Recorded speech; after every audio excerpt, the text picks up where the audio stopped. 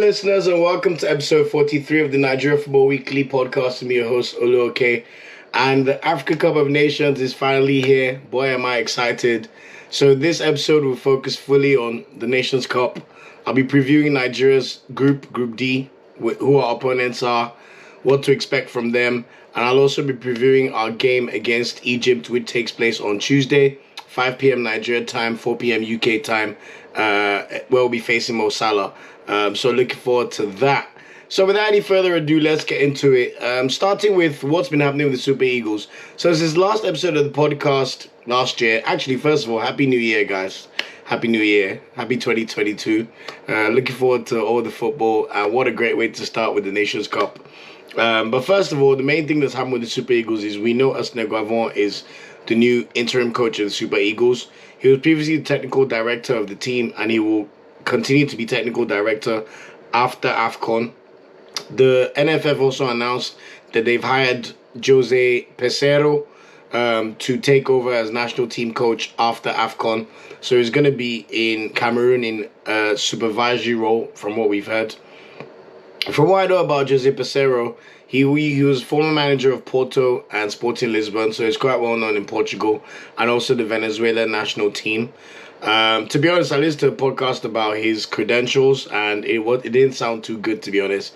They said he wasn't the best manager ever. And then I saw a video of Amaju Pinnick on Arise TV, where he got blown away simply because Jose Pesero pulled out Y Scout and showed him his analysis on all the players that are eligible for Nigeria, which is what you'd think would be the normal, the basic stuff you'd expect from a manager in 2022. But anyway, we're not here to talk or focus on Jose Pesero for now. AFCON is here. Nigeria released their AFCON squad list on Christmas Day. So one of the last teams to release our squad list. And since then, we've had a few changes. So about 4 or 5 players have been removed for new players. So the final AFCON squad list for Nigeria is as follows. A goalkeeper, we have Maduka Okoye, Francis Zoho, Daniel Akpeyi, and the only home-based player in the squad, John Noble of Enyimba FC. In terms of defenders, at centre-back, we've got William Chust-Ekong, Kenneth Amero, Chideze Awaziem, Olisa Nda, and Semi Ajayi of West Bromwich. At left-back, we've got Zaidu Sanusi and Jamilu Collins. And at right-back, we've got Ola Aina and Taron Ebuehi. In midfield, Wilfred Ndidi has been called up. Super Jaribo has been called up. Franco Yeka has been called up from Brentford. And Kelechi Nwakali, who was one of the surprise additions, who plays at Huesca. We know about Nwakali from his days in the under-17 squad, where he won the gold medal for Nigeria in 2015. I think there's a bit of a nostalgia into this pick, but hopefully he could take his chances. In terms of forwards and attacking midfielders, we've got Alex Iwobi, Kelechi Iheanacho, Ahmed Musa, Peter Olayinka, Moses Simon, Samuel Chukwueze, Chidera Juke, Taiwo Awoni, Sadiq Umar, and Henrico Yekuru. Odion was also called up, but from all reports, he's not going to be joining up with the team because his team, Al-Shabaab, have refused his call-up. Apparently, he had a clause in his contract that said he's not going to play international games, which kind of makes sense considering they signed him after he retired from international football. He's currently the top goal scorer in the Saudi League, and his team clearly need him, but it's a bit unfortunate for Igalo. But in terms of the national team, to be honest, I'm not too worried that Odion is not going to play. In terms of who are the original players on the list, so initially we had Victor Osimhen on the list, Emmanuel Dennis, Leon Balogun, and Shehu Abdullahi. And all 4 of those players have been replaced by Henry Onyekuru, Peter Olayinka, Taron Ebuehi, and Semi Ajayi. Personally, I'm really happy that Taron Ebuehi is on this list. I think Peter Olayinka could surprise us if he plays games. I'm not sure how many minutes Henry Onyekuru is going to get. And it's also good to see Semi Ajayi back into the squad. As of today, Saturday, the 8th of January, all 26 out of 27 players are in camp. The only person who we haven't got confirmation that he's in camp is Jamilu Collins, which is interesting, but I'm not sure exactly why he's not yet in camp. But maybe he's got COVID. Who knows? We're not sure. It's a bit annoying in terms of the squad that Kevin Akpoguma was not called up. To be honest, I think it's a disgraceful decision that Kevin Agboguma was not called up. There's no reason why he should not be in the squad. He's been performing excellently for Hoffenheim in the Bundesliga. They're currently third in the Bundesliga, and he's playing very, very well at right wing back. We know he could also deputize as centre back. So I'm just going to group that one as political decision, because if it's about talent and ability, there's no reason Kevin Agboguma should not be in the squad. And also Calvin Bassey. I think Calvin Bassey is very, very unlucky to not get called up. No offense to Elisa, and I'm sure he's a good player and he may impress during AFCON. But Calvin Bassey should really be in this squad either for Elisa and or for Jamie Collins, who plays in the second division in Germany. Anyway, why did Emmanuel Dennis and Osimhen not get called up? Osimhen was initially called up, but we know he's been recovering from an injury in Napoli where he fractured his cheekbone. So quite a long-term injury, although he had a mask fitted, which meant that he was able to train and thought he would be able to play for Nigeria. He even tweeted that he's going to be fit for AFCON. However, last week he tested positive for COVID. And I think with the drama with Napoli and the team, he just thought, you know what, I've tried my best, but I'm not going to be able to make this tournament. And he bowed out. So that's why Victor Osimhen did not play. And he got replaced by Peter Olayinka. As for Emmanuel Dennis, I mean, don't even get me started on Watford, but they've been really trying it. They claim that the NFF sent Emmanuel Dennis's invitation late, so that gave them grounds to refuse the call-up. But I just think it's a disrespect to Nigeria, to be honest. Either way you slice the bread. You could blame the NFF for not following admin processes, but all in all, if this was the Euros, even if they got the invite late, they would drive the player to St. George's Park to go and play for England. So I think it's a disgrace and shame on Watford. To be honest, I hope our players continue to do well for Watford, but I hope they get relegated, no offense. So that's the saga we've had between Emmanuel Dennis and Osimhen. Either way, in my opinion, we still have a very, very good squad, and we should be expecting to do at least as well as we did in 2019 where we finished third.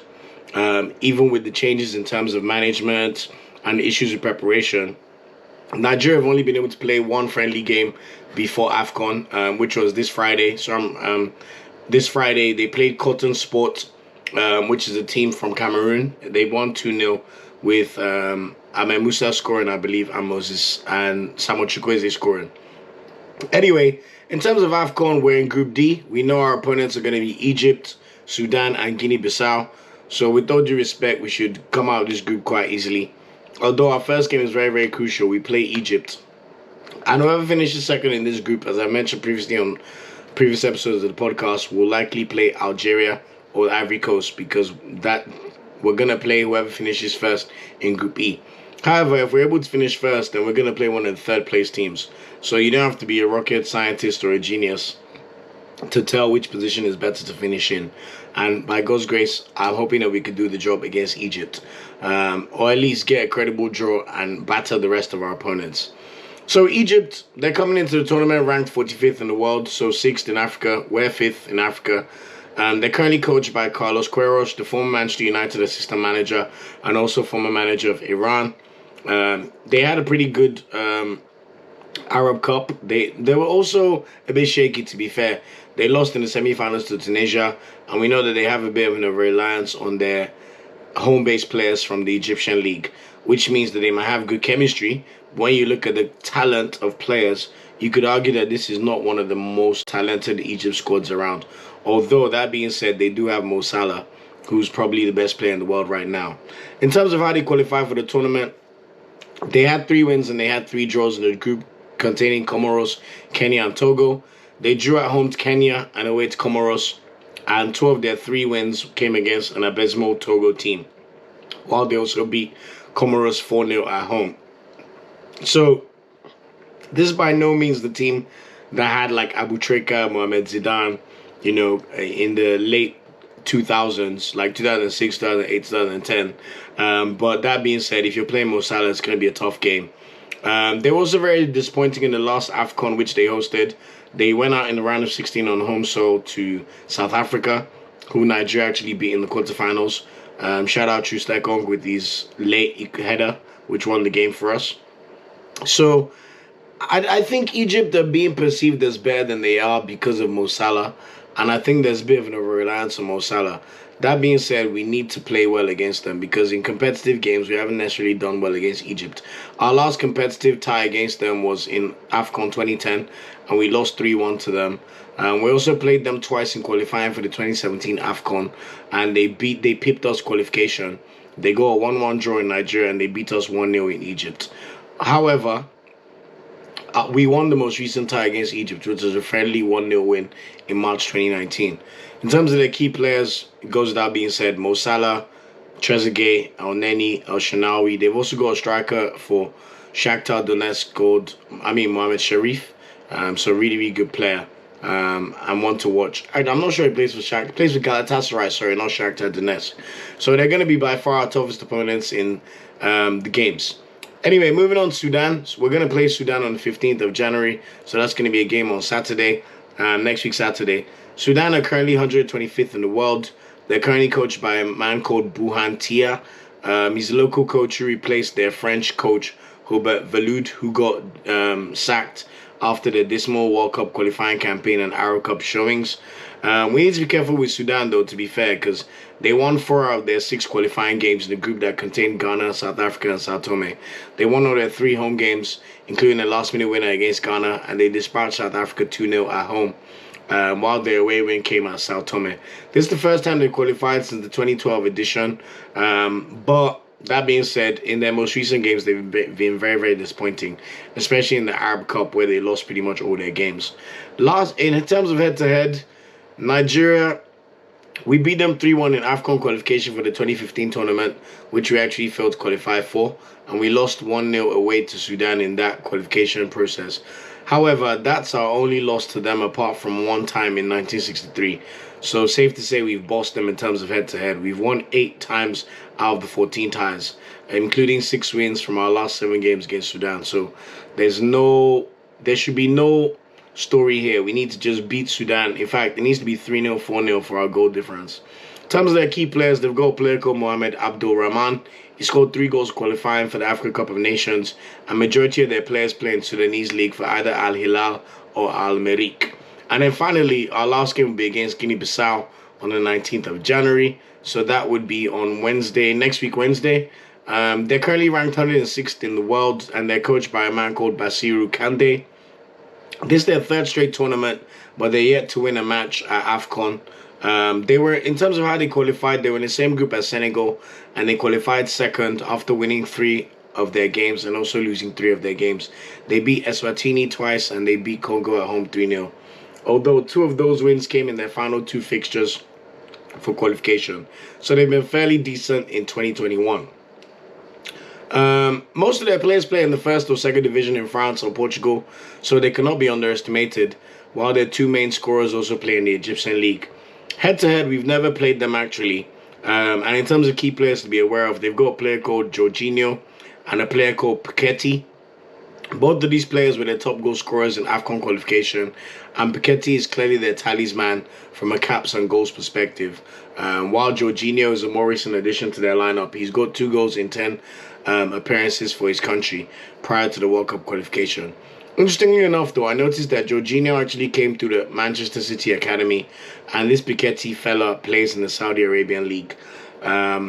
Interestingly enough, though, Guinea-Bissau were in the same World Cup qualifying group as Sudan, and if I'm not mistaken, they absolutely battered Sudan. So we need to be wary about Guinea-Bissau. I think they may be one of the teams to qualify as the best third-place team, especially if they're able to just keep things tight in their defense.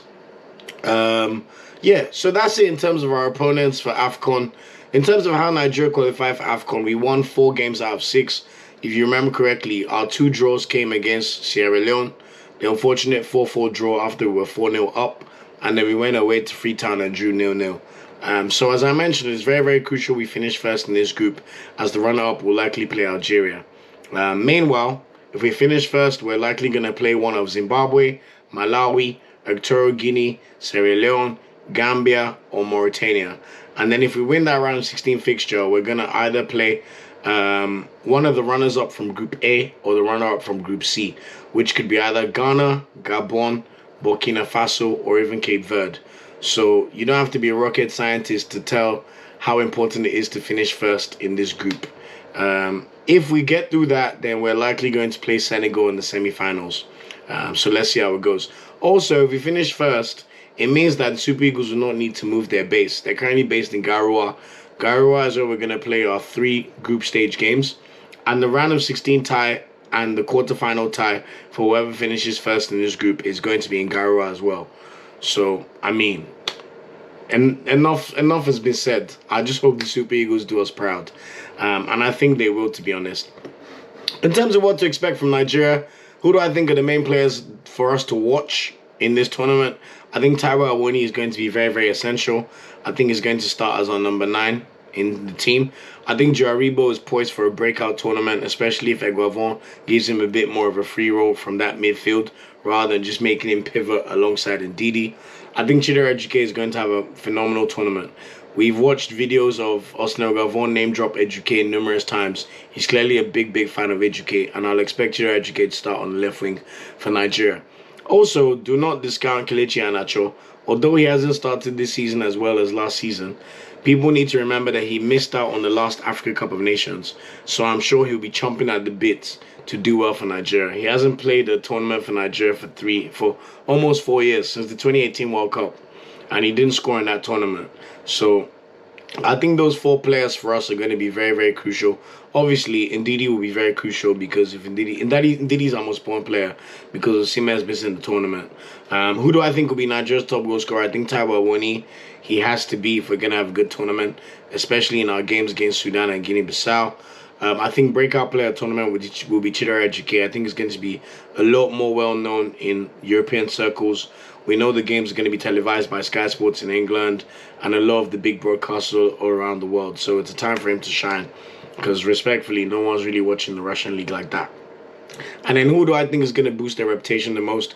I think Joaribo is going to boost his reputation massively. In fact, I think Joaribo is going to be a Premier League player by the end of this year. So by the time the World Cup comes around, he's going to be playing in the Premier League. That's just my observation and my prediction. Now, into the nitty-gritty business. We play Egypt on Tuesday, 5 p.m. Nigeria time, 4 p.m. in the UK, in Garoua. And this is going to be a big, big game. Who do I expect to start this game? I think we're going to play a 4-2-3-1. Nigeria played their friendly on Friday against Cotton Sport with Austin Eguavon playing 2 separate starting 11s in the first half and the second half. And I think the starting 11 for that first half gave an indication of who's going to start the tournament. So Madaka Okoye is going to start in goal. I think there's no doubt about that. Ola Aina is going to start right back for Nigeria, especially with Taran Ebuehi arriving late in camp. Chustekong is going to start and captain the team. I think Chidozie Awaziem is going to start unless he's injured. I think he might have a bit of an injury issue. In that case, we may see Kenneth Omero start in his place. But I think Chidozie Awaziem and Ekong are going to be the partnership for this tournament. And Zaidu Sanusi is going to start at left back. I mean, Jamilu Collins has not even arrived in camp, so there's no expectations for him to play. Wilfred Ndidi will obviously be one of the first names on the team sheet. Joaribo is going to start for Nigeria. He's been given the number 10 shirt as well, just to show his importance to the national team. So no surprises there. I think Samuel Chukwueze has to start. He's probably our biggest X factor in the team right now. Chidera Ejike has to start as well on the left wing. And I think Kelechi Iheanacho is going to start the game, regardless of what people think. And I think Taiwo Awoniyi will start up top. Ideally, if I was the manager, I would start Onyeka in the pivot with Ndidi, and I'll push Aribo further up to play in the number 10 and then more of a free role. And then maybe I'll start Iheanacho ahead of Awoniyi, or I'll play Awoniyi. But that's who I kind of expect to play this game or start the game for Nigeria. In terms of my score prediction, I think it's going to be a 2-1 win for Nigeria. I think we have a bit more about ourselves compared to Egypt, even though they probably have a better coach and maybe slightly better organized. But in terms of quality of players, minus Mohamed Salah, you have to say Nigeria has the better team. And as long as we can keep things tight in defense, I think we could be able to flourish in this game and win the game 2-1. So that's it in terms of our Group D profiling and also my predictions for our game against Egypt and also the preview for that game. Now, in terms of the other groups in the Africa Cup of Nations, we've got 6 groups of 24 teams. And there's quite a few interesting matchups and groups in this tournament. There's a group of death, which will be Group C. So let me start with the groups. Group A has got Cameroon, Burkina Faso, Ethiopia, and Cape Verde. Group B has got Senegal, Zimbabwe, Guinea, and Malawi. Group C has got Morocco, Ghana, Comoros, and Gabon. Group D is obviously Nigeria's group with Egypt, Sudan, and Guinea-Bissau.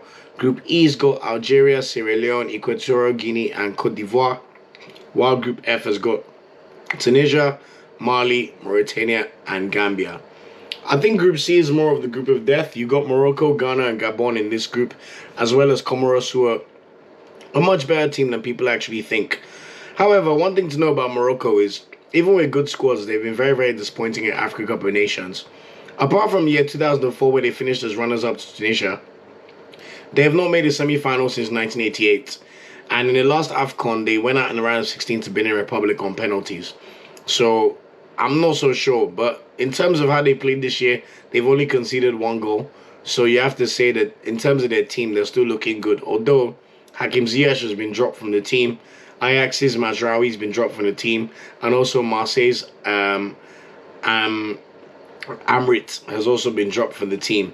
So that just gives you an indication of a few things that might be going on in their camp. Also, you've got Ghana in this group. Ghana have made a semi-final in AFCON between 2008 and 2017. So the last AFCON was the first AFCON since 2006 that Ghana did not at least make the semi-final. So they can never be ruled out. And then also Gabon, they've got Aubameyang. So you never know with them. Although Aubameyang's tested positive for coronavirus, so I think he's more likely going to miss their first game of their group, which is against Comoros, and it's probably their most important game because the remaining 2 games are very, very difficult for them. So let's see how they get on, and I think Comoros could actually surprise Gabon and get a win here.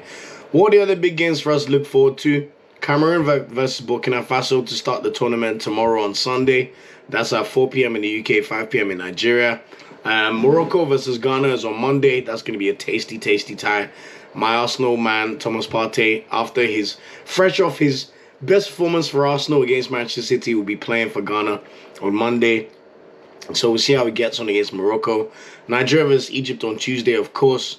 And then on Wednesday, we've got Tunisia and Mali in the battle of the heavyweights in Group F. Senegal versus Guinea on Friday.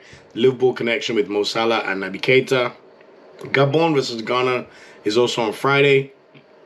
That's probably going to be the first game where we see Aubameyang play. So we're going to see Aubameyang versus Thomas Partey. And we know it's Aubameyang's chance to kind of get himself back to playing games and just match fitness. And then next week, Thursday, we've got a heavyweight clash between Algeria and Ivory Coast in the final group game from Group E. This could be very, very important for us, especially if we manage to somehow finish second, because whoever finishes second in Group D is going to play the winner from Group E, which is likely to be Algeria or Cote d'Ivoire. Who do I think is going to qualify from each group? I think the top 2 in Group A is going to be Cameroon and Burkina Faso.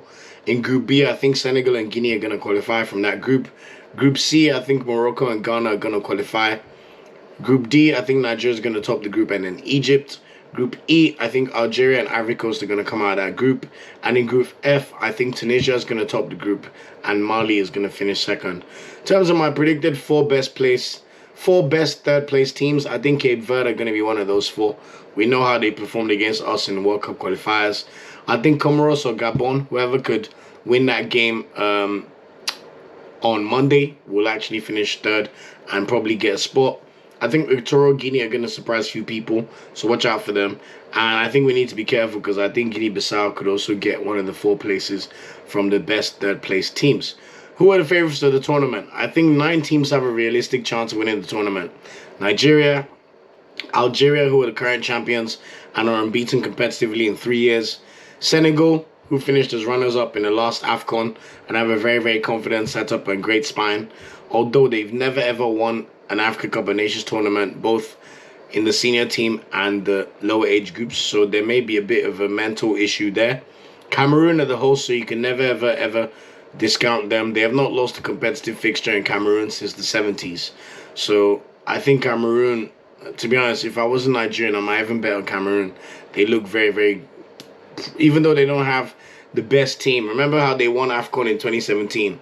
They're very, very good when it comes to AFCON. They've got the proper AFCON heritage. And then I think Tunisia also have a chance. You can never underrate Tunisia. They're a much better team than people realize.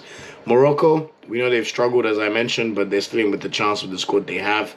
Egypt, you can never discount a team that's got Mo Salah. Ivory Coast as well with their front line of Zaha, Pepe, and Sebastian Haller. Frank Kessie in the middle, Eric Bailly at the back, Sergio Rare, and then also Ghana with Thomas Partey and Ayew brothers. Who are the teams that could spring a bit of a surprise? I think Mali are going to surprise a lot of people in this tournament. They've been very, very good in qualification, and they're also very, very good in World Cup qualifiers. So they're going to be one of the teams playing the World Cup playoffs come March. Guinea may surprise. They've got a very, very good midfield. Naby Keita, Ilaix Moriba, who decided not to play for Spain and is playing for Guinea. More of that. I hope we could see people like Michael Olise play for Nigeria, for example. And I think Burkina Faso as well. Lassina Traore, Bertrand Traore, and Edmond Tabsoba means they have a very, very good team. And they pushed Algeria all the way in World Cup qualifiers. In fact, I think Burkina Faso are not going to lose the opening game against Cameroon tomorrow. I think they may just snatch a draw. And I won't be surprised if they win the game. Who do I think will be the semi-finalists in this tournament? As it's being played in Sub-Saharan Africa, North African teams tend to struggle. I think Nigeria will make it to the semi-finals. Senegal, Cameroon, and Algeria. And then Nigeria will play Senegal, and Cameroon will play Algeria in semi-final. I think Cameroon are going to beat Algeria in the semi-final because of the home advantage. And I think Nigeria is going to beat Senegal. Call it bias, whatever you want to say. And Nigeria vs Cameroon as an AFCON final is literally my dream AFCON final. Because remember in the year 2000 in Lagos, the AFCON final was Nigeria versus Cameroon. And Cameroon beat Nigeria on penalties. So this is the perfect time for sweet, sweet revenge. And I'm just hoping, whenever we doubt the Super Eagles, that's when they do their best work. In a weird way, whenever we expect too much from them, that's when they flop and they come third. But since the 1984 AFCON, every single AFCON Nigeria have gone to, we finished first, second, or third, apart from the 2008 Africa Cup of Nations where we lost in the quarterfinals. So Nigeria are going to be there or thereabouts, regardless of Osimhen missing or Emmanuel Dennis. Who do I think will be the top goal scorer? By the way, that's where I predict to win. Nigeria are going to win AFCON. Mark my words. Who do I think will be predicted top goal scorer? I think Sebastian Haller is going to continue his great form from Ajax, and he's going to do very well for Ivory Coast. I think Taiwo Awoniyi, if he starts and Nigeria do well, he's definitely going to be in among the goals, especially against Sudan or Guinea-Bissau, where he has the chance to stat pad. Who do I think will be named best player of the tournament? I think either Sadio Mane, or if Nigeria win it, I think Joe Aribo could be the player of the tournament. So watch out. What are the 5 reasons I'm excited for AFCON? I mean, guys, there's nothing like AFCON. So it's just a joyful tournament, a brilliant tournament to watch and to experience. It's the first tournament in 2.5 years, so it's just nice to watch Nigeria play in a tournament again. Cameroon recently appointed Samuel Eto'o. Samuel Eto'o got voted in as their president of the FA, so I'm sure he'll be eager to put on a show, and we know he's probably the greatest African player ever, so I expect big things for Cameroon. That opportunity for revenge, that's the one that's doing me, man. They sweep me, man, so I'm hoping we could do that. There are also some new teams performing, like Comoros and Gambia. And also, we know with AFCON, there's always a chance Nigeria could win the tournament. So that's one of the reasons why I'm very, very, very, very excited for the tournament. And that's it for the preview of AFCON. I'm very, very excited. The tournament kicks off tomorrow, 9th of January, Cameroon vs Burkina Faso. And it runs up until the 6th of February, where hopefully we're going to see the Super Eagles in the final against Cameroon. Please, I'll make sure I bring an episode after each Nigeria game, and we'll preview all the Nigeria games. I'm so excited, and by God's grace, Nigeria are going to bring the trophy home. Remember to subscribe to the podcast and spread the word. Even if you have friends who don't love Nigerian football all the time, it's AFCON. Spread the word. Tell them to watch Nigerian Football Weekly on YouTube or subscribe to the podcast on any streaming platform of their choice. Remember, the YouTube channel is also called Nigerian Football Weekly. You can follow us on our social media handles at NFWPOD on Twitter, Instagram at Nigeria Football Weekly, Facebook at facebook.com/Nigeria Football Weekly, or you could even email us. Our email is nigeriafootballweekly@gmail.com. I appreciate every single listener. Welcome to 2022. The AFCON is here, baby, and let's go and flourish, Super Eagles. Let's go. Till next time, peace out, and may we do the work against Egypt. Thanks for watching this video. Please like, share, subscribe, and click the bell to get a notification whenever we drop a video. You can also find our social media channels listed below. And of course, up Super Eagles and Nigeria know they ever carry last.